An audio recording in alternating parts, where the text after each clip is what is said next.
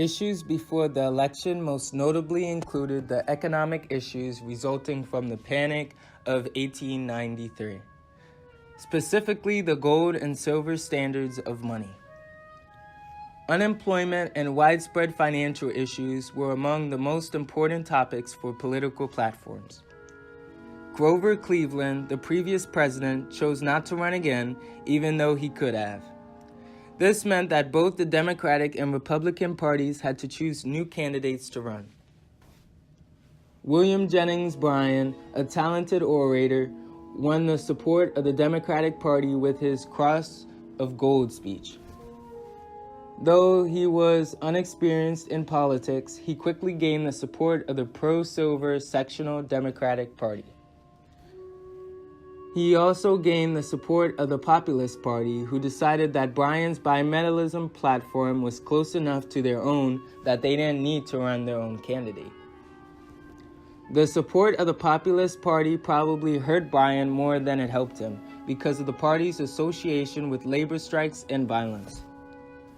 Bryan's campaign strategies involved traveling over 18,000 miles across the country to gather a following. In a campaign reminiscent of Andrew Jackson's, Bryan represented the common man. William McKinley, a Republican, knew he was no match for Bryan's oratory skills. Instead, the Republicans pioneered many new campaigning techniques during the election of 1896. McKinley chose a front porch campaign wherein voters took rare roads to see McKinley speak in his hometown of Canton, Ohio. Utilizing the press to great effect, McKinley reached as many people as Bryan without traveling. McKinley's demographics were concentrated in the cities of the Northeast who supported the gold standard over bimetallism. His platform defended economic nationalism and the urban industrial society. The Titans wield more power than any group of men in American history, and they're about to use it. Much appreciated. Rockefeller, Morgan, and Carnegie each give over $200,000 to McKinley, the equivalent of $20 million today. The campaign is by far the most expensive in American history, and McKinley outspends Bryan by a factor of 5. The deciding factor in this election turned out to be neither the issue of the money standard nor the diverse campaigning techniques, but instead a factor never considered. William Jennings Bryan, a voice for the growing poor, promised to tear down the trusts of John D. Rockefeller, Andrew Carnegie, and J.P. Morgan, three of the most influential men in America. He saw their monopolies as evil and swore to his voters that they would not last. Threatened by Bryan's candidacy, the Titans wielded their enormous power, funding McKinley's campaign.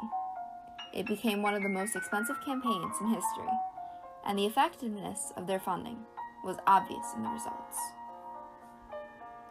When the lines were drawn at the polls, it was much more than a regional issue. It was an economic issue, forcing the rich against the poor.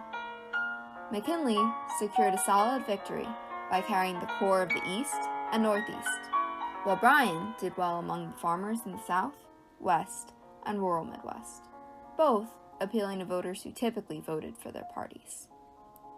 McKinley won the popular vote 7,104,779 to 6,502,925. He also won the Electoral College 271 to 176, securing his presidency. Bryan's biggest mistake was underestimating the power and influence of the titans of industry, and it cost him much more than the election. After McKinley was elected, he passed the Gold Standard Act, ending the controversy over silver in the 19th century. A necessary act following the Panic of 1893, the economy improved drastically.